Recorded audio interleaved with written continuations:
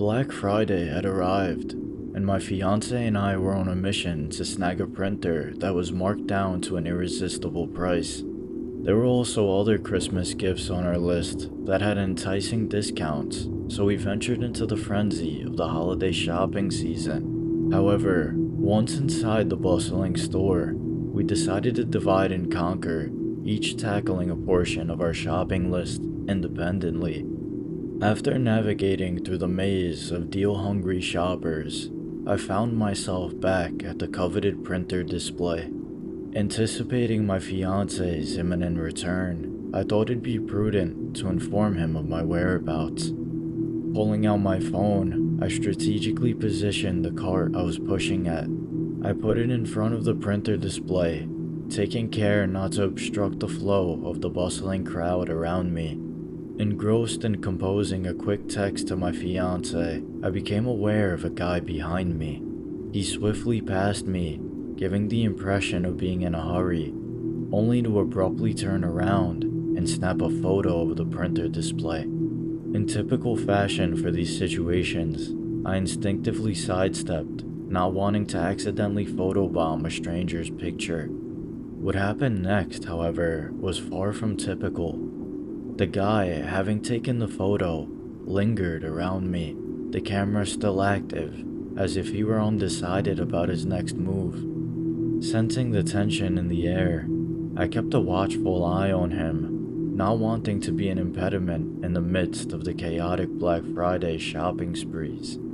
As seconds turned into awkward minutes, he just stood there, seemingly paralyzed by indecision. The ambient noise of Black Friday, the rustling of shopping bags, and the excited chatter of deal seekers began to fade into the background. The situation became increasingly uncomfortable, and I found myself caught in a strange standoff by the printer aisle. With the atmosphere growing tenser by the moment, I weighed my options. Should I wait there for my fiance, hoping this odd encounter would resolve itself? Or should I continue my shopping elsewhere and leave this peculiar scene behind? The decision hung in the air, as did the guy with the active camera, making this Black Friday madness feel even more surreal. I quickly decided it was my best decision to walk away, and ever since then, that man didn't bother me. But what does bother me is what he's deciding to do with that picture, and exactly why he chose me to be involved in it. If you're acquainted with the US, you probably heard of the phenomenon known as Black Friday. For those less familiar with it, it's a day of the American holiday of Thanksgiving when stores initiate a one-day sale frenzy, slashing prices dramatically. Picture a 50-inch plasma TV going for a cheap price. Yet, along with the ocean of tempting deals comes a stampede of eager crowds. People queue up for hours, even days in advance, to snag their coveted items. They'll even wait in long lines for super long hours. Unbelievably, I finally found myself in line for the first time recently. I'm not too much of a shopper. The whole process usually irks me, especially with this many people. However, a close friend needed a new laptop, and since she was out of the country, I volunteered to navigate the chaos on her behalf. Little did I know, this Black Friday would be unlike any other to me. Around 15th in line at Best Buy, there were whispers that the store would open at 3 a.m. I patiently stood there for 4 hours until the murmur up front signaled an immediate opening. As I pushed forward, my phone rang. It was my mom. At 3 a.m., something had to be amiss. Answering the call, all I could make out was, "Your aunt." Despite not being particularly close to her, I learned she'd suffered a heart attack and passed away a few hours earlier. Priorities shifted, and my family took precedence over a good deal. The call altered the course of my Black Friday. After the conversation, I entered the store to find it oddly silent. Unlike the anticipated chaos of Black Friday, customers stood frozen, employees behind the counters statuesque. It was surreal. Despite the eerie atmosphere, I pressed on to find the laptop I needed, the silence lingering. Eventually, I stumbled upon the desired laptop at an exceptionally low price. When I called for assistance, the entire store turned to look at me without a single person moving. An employee, a girl with striking blue eyes, materialized behind me to address my request. The checkout process was oddly quiet, and as I left, I accidentally bumped into Asylum store manager. Reviewing my receipt at a gas station, I noticed an unsettling message underlined by the blue-eyed girl. "Come back," it said. The night took a disconcerting turn. Intrigued and unnerved, I decided to return to the store, probably a bad idea on my part. The second visit revealed a normal, bustling store. When I questioned the blue-eyed girl about the message on the receipt, she dismissed my abnormalities, leaving me perplexed. Returning home, I tried to dismiss the experience myself as a prank or maybe just my imagination. It was 3 in the morning after all, so it could have been late-night fatigue possibly. However, the strangeness persisted when I encountered the same people from the store at a local restaurant. Feeling nauseated, I rushed to the bathroom, only to find that store manager washing his hands. Paralyzed with fear, I pleaded for someone to explain what was going on. He left without a word, and upon returning to the restaurant, everyone from the store had vanished that was in there. I don't know exactly what's going on, and I don't know exactly why these people have such mysterious ways, but I'm afraid for what might happen next, and I certainly hope that I can go past this without experiencing it again. In the grim Black Friday of 2013, my husband and I found ourselves working at a small, struggling electronics store. The job seemed pretty straightforward: sell used computers, handle repairs, and assist customers with their queries. With the owners rarely present, the store was mostly a quiet domain for my husband and I. That year, the owners decided to partake in Black Friday madness, offering deals on some of our pricier computers. The day unfolded as usual, with a meager number of customers trickling in and out. Most of them wanted warranty repairs or diagnostics, so it was usual. As the clock approached 6 p.m., we contemplated an early departure due to the lack of noteworthy business. Around 5 p.m., a customer entered the store casually browsing. I informed them about our Black Friday sale, while my husband attended to some diagnostic work in the back. The atmosphere shifted when these two individuals walked in, donned in hoodies, one in red and the other in black.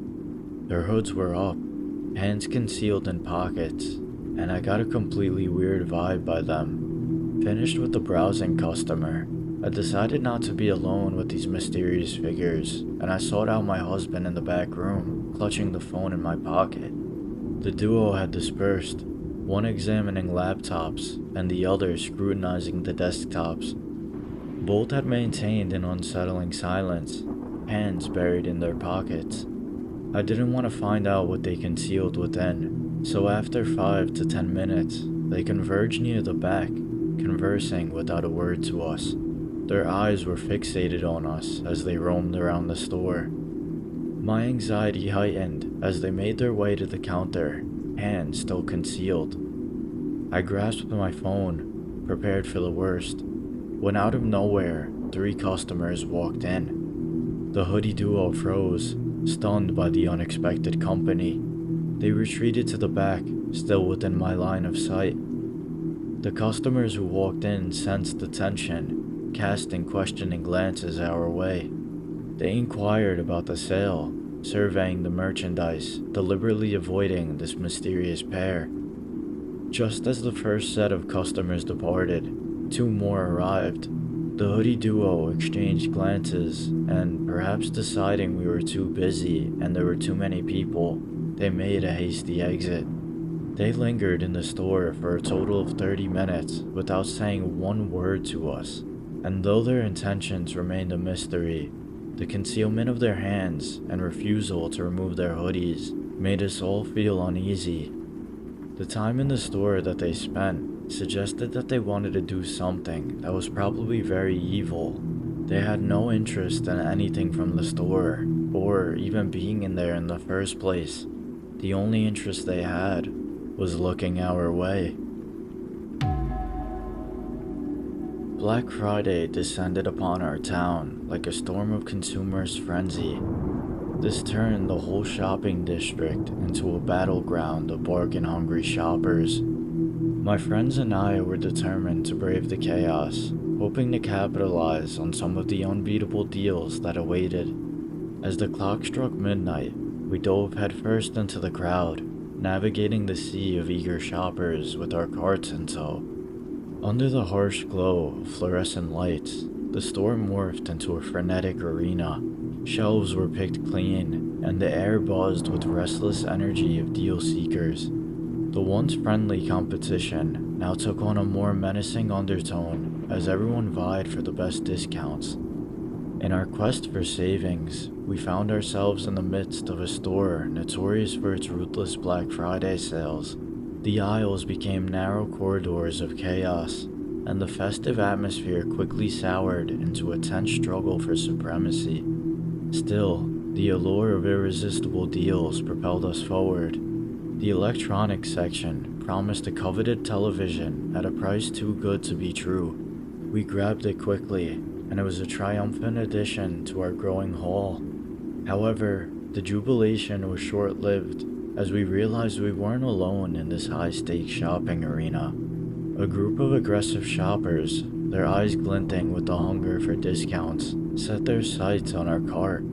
We tightened our grip, ready to defend our prized purchases in the face of this unexpected competition. As we moved towards the checkout lanes, the tension escalated and confrontations became inevitable. Before we knew it, they reached into their pocket to grab something. One of them pushed at my friend, and that's when all hell broke loose. The heated exchange unfolded as we stood on the brink of a perilous standoff. Black Friday, it seemed, had unveiled a darker side of the holiday spirit. The once nice atmosphere twisted into a cutthroat competition, overshadowing the joy of securing deals with an unsettling undercurrent of hostility. The man finally pulled out what I thought was a weapon out of his pocket, and in that instant, we all ran back, grabbing our shopping cart as quickly and running away from the conflict. Finally reaching the checkout, a sense of relief washed over us. The aggressive group lingered, casting resentful glares as we completed our transaction. Stepping out into the cold night air, victorious in our purchase, we couldn't shake the unease that clung to us. Black Friday, it turned out, was not just about scoring discounts. It was more so about the human nature that lurked beneath. Black Friday unleashed its madness upon the town, and like countless others, I found myself swept into the chaotic whirlwind of deals and discounts. As midnight struck, signaling the official commencement of the shopping spree, my friends and I dove headfirst into the crowded stores, determined to seize the best bargains. Among the sea of eager shoppers, I focused on navigating the aisles, my cart slowly accumulating my deal-hunting labor. The atmosphere inside the store was electric, a mixture of excitement and tension hanging thick in the air.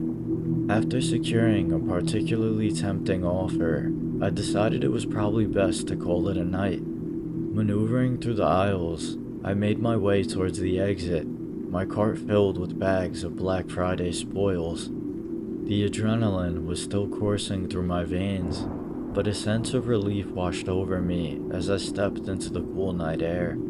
However, as I walked through the dimly lit parking lot towards my car, an uneasiness started to settle in. The excitement of the shopping spree began to dissipate, replaced by a nagging feeling that something wasn't quite right. Glancing over my shoulder, I caught sight of a figure, a shadowy presence, pacing behind me. Dismissal whispered that it was just another shopper heading to their car. but an unsettling feeling prickled at the back of my neck that it was otherwise. I quickened my pace, hoping to shake off the persistent follower, but each turn and change in speed only seemed to be matched by him. Reaching my car, I fumbled with my keys, trying to maintain composure. The parking lot, once bustling with frenzied shoppers, now felt deserted. Glancing over my shoulder, I caught a glimpse of the figure standing a bit too close for comfort. I hastily loaded my purchases into the trunk, the uneasy feeling intensifying. The follower, that stayed in the dark, lingered at a distance that transcended mere coincidence. Panic set in as I slid into the driver's seat, the sense of vulnerability amplifying with each passing moment. As I pulled out of the parking lot, the follower remained a constant presence in my rearview mirror. Thoughts raced through my mind. Was it a harmless coincidence, or was there something more sinister at play here? The familiar streets that led to my home felt like an uncertain journey as I would anxiously look behind, waiting for that relentless pursuit. Finally reaching the safety of my home, I locked the doors behind me and eventually forgot about it. The stores were abuzz with excitement as midnight struck. This of course signaled the commencement of the shopping frenzy. My friends and I dove into the fray, navigating through the crowd with our carts and determined to find the best deals. Amid the chaos, I stumbled upon a department store offering some great discounts. The aisles were crammed with deal-hungry shoppers, each maneuvering through the maze of products. As I perused the shelves, my attention was drawn to a security guard moving with purpose through the crowd. Initially, their presence seemed like a routine measure to maintain order. However, my unease grew as I noticed the guard zeroing in on one particular individual. A man clad in a nondescript hoodie, his face concealed. The atmosphere shifted as the security guard's focus shifted from general surveillance to what appeared to be a targeted pursuit. The man in the hoodie, undeterred by the guard's attention, continued to weave throughout the aisles, approaching unsuspecting customers with an air of menace. My curiosity turned to concern as I witnessed the man in the hoodie harassing fellow shoppers. He would loiter near customers, making unsettling comments and invading their personal space. The security guard, seemingly aware of the disturbance, trailed closely behind, yet their intervention remained elusive. As the man in the hoodie grew bolder, his actions escalated from verbal harassment to outright intimidation. Shoppers exchanged uneasy glances, but a palpable fear hung in the air, stifling any inclination to confront the aggressor. The security guard, though trailing the harasser, appeared strangely hesitant to even intervene himself. The tension reached a boiling point when the man in the hoodie cornered a frightened group of shoppers. Panic ensued, and I found myself paralyzed, unsure of how to navigate this situation. The security guard, their uniform a symbol of authority, failed to quell the escalating threat. In a twisted turn of events, the man in the hoodie abruptly changed direction, making a beeline for me. Panic surged through me as I sought to find an escape route in my head, my heart pounding with the fear of being his next target. The security guard, still trailing behind, made no move to intercept the harasser. I sprinted towards the exit, the man in the hoodie following relentlessly. The security guard, an ineffective guardian, maintained a weird presence, not doing anything. As I burst outside, the pursuit ceased. The man in the hoodie stared at me walking away, re-entering back into the store.